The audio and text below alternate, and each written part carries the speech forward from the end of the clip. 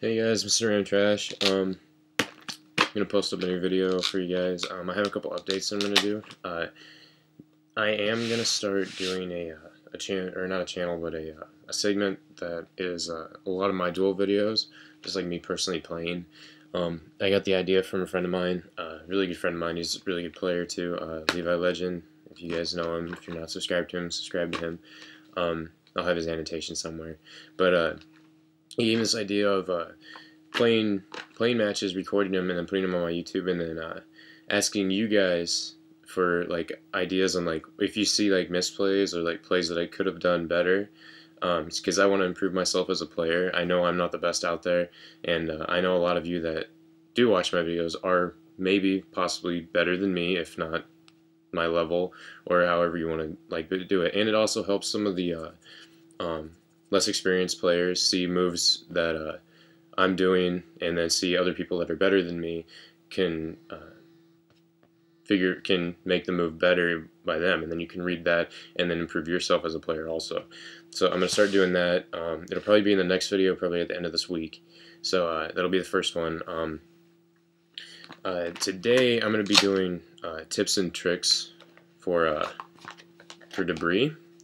When I'm at my locals, a lot of people that play debris, like I'm playing a different version of debris, but what a lot of people will do is I'll see a lot of them that play like Titanial, and just like they open up really good, but they don't realize like plays that they could be doing that would set them up for later, especially in like against like against Sabers or against Gravekeepers. Like, I guess really against Gravekeepers you can't really do anything. It's 50-50 no matter what, so if they draw a Royal Tribute, you kind of lose if they draw the Necro Valley. But other than that, just plays that are a little bit different that you probably wouldn't think of more so. One of them involves Raikou, another one involves Lonefire, and another one involves Debris Dragon.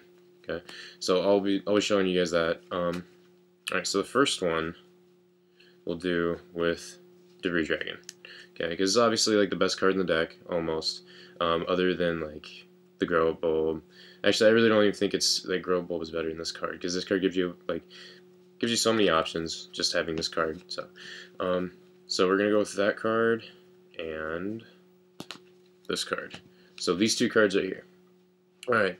So what I've been seeing a lot for like a lot of people that don't really understand some of the like pluses of the deck and how to lock out your opponent with the deck is sometimes I'll see people open up with these two cards and they don't have anything but like maybe, I don't know, like a Sangan or just anything else other than that they can really set, but they can't really commit to the field and put pressure on their opponent.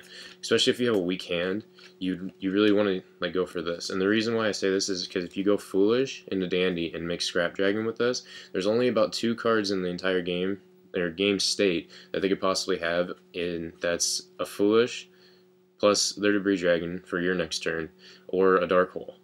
Okay, and so this is really all they can really do. If you make Scrap Dragon first turn, I'll just put this down here so you guys can actually see the cards. So you go Foolish into Dandy and then summon Debris Dragon. Obviously, get back Dandy and make see if I can make Scrap Dragon. Okay. So if you make Scrap Dragon, there's only 2 outs. Like I said, against Dandy, they have 2 outs main board, or 3 outs main boarded. They have God, what was it? They have Dark Hole, they have Debris Dragons. That's really it. If they draw those, then congrats, you drew the 1 card to my lock on the field. So, because next turn if they set anything, you'll just draw beginning of your main phase, activate, pop whatever you don't like, and then start summoning, like pop a backfield and then do whatever. So, that's one play that people don't usually see, especially if you have a weak hand, because it's a really dominating presence, especially if you have a weak hand to set up after that, because you can make a dominating presence, and the next turn you might draw your out to make your hand live. So, that's that one. Alright, now with this, now next one's Lonefire, okay? So with Lonefire, people that play Titanial, I personally don't play Titanial, I really don't like it. It's a good card, obviously, but it's so inconsistent in drawing, especially in my deck, because I have no way to really get rid of it. So you have Dandy on the field, or you have 2 tokens on the field, okay? They have no backfields. A lot of people, what I'll see them do is go summon Lonefire, pop this Lonefire for Titanial. or pop one of the tokens for Titanial, and then they just end, or they just end the whole loop that they have. But what you should be doing is, instead of just popping the one card to get Titanial and leaving the 2 tokens, you should be summoning Lonefire, popping one of the tokens for another Lonefire, then popping the last token for Titanial. And what this does is, definitely against Sabers, if they have an out like drawing a full home, then they have to either attack this one or try to attack the defense mission Lonefire, which has 14, so full home can't get over that, instead of trying to attack the tokens that are 0/0s. So definitely locks your opponent out a little bit. So it's harder to get over, and it's a lot more stable too, because if they can't do anything, the next turn you can go pop Lonefire, get Dandy, or just do whatever, or pop this Lonefire, get Growable, or however you really want to go through it. So that's obviously a good play. So that's another one. The next one I'm going to do is also along with the first turn plays. So let's say you have Raikou, okay, and you have kind of an okay hand, but like a weaker hand, and like what I do a lot is I'll go set Raikou and end. And depending on what they set, even if I don't have a KS, okay, or something to follow up with, if I'm playing against Debris, the only sets they can possibly have is Debris Dragon, Raikou, or Dandy. And those are the main ones that really hurt you. Dandy really doesn't hurt you as much, and neither does Debris Dragon. If they're setting Debris Dragon, then they have a really weak hand. If they're setting Dandy, then they're setting up for something. So if they set a backfield, then you'd go flip Raikou, kill the backfield, and what I would do, what a lot of people don't do, is attack the monster. Because if you attack the monster and you're playing against Mirror Match and it is Dandy, more than likely they're going to set a Raikou first turn, especially if they set a backfield, because they want to be able to go. They want to be able to protect the Raikou first off. Then if you set a backfield, go flip Raikou, kill your backfield, sack for KS. So what you do is you kill their backfield, attack. Now all you have is a Raikou to their Raikou. They're either going to mill cards and leave your Raikou on the field, or they're going to kill your Raikou, which is perfect because then you just set your Dandy and set your cards, so you don't waste anything and you waste 2 cards of theirs. So that's that. And then let's see what else I can just throw in here real quick.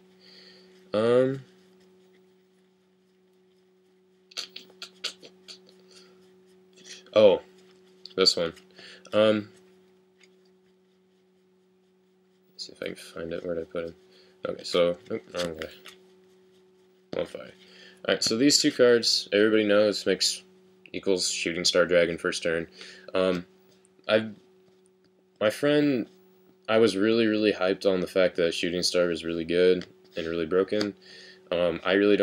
I see what he was talking about now with the fact that you don't always have to make Shooting Star. It's a good card, obviously, but it's really only in the Synchro deck in case that you need it. More than likely, a better play, if you are going first and you know that you have a really dominating hand and you have these 2 cards, then I would say go for the Shooting Star play. If you don't have a very dominating hand, I would say wait on these and possibly set other floaters or like Raikous and stuff that you could possibly use for later, and then just get rid of their outs before you start playing good cards like these, especially since you can make every synchro that you play in your synchro deck with this card.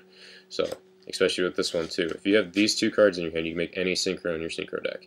So these 2 cards are obviously very good together. They also help the consistency of the deck a lot, especially since this guy goes through your deck. So you don't always have to go for the Shooting Star. You can go pop, get Dandy, and just end. Especially if you have a pretty weaker hand or a hand to set up, and you know your opponent can't do anything to your setup or break your setup. So, and that's that.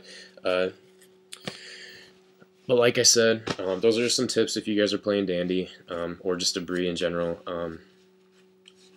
Like I said, I'm going to post up some duel vids of me playing. I am going to ask you guys if you guys can give me some insight on like plays I should have made, plays I should not have made, plays that you saw that were a little bit different, that I could have done different, or were just interesting on your point of view. That'll really help me as a player, and I hope it helps you guys as a player too. That way you can actually see like what's going on and like which things we should be doing, especially if you are playing Debris, or because this is going to be my deck for the rest of the format for sure. So I'll be playing this. I would really appreciate if you guys could help me get better. Just insight on that. And this is Mr. Trash, and subscribe, guys. Thanks.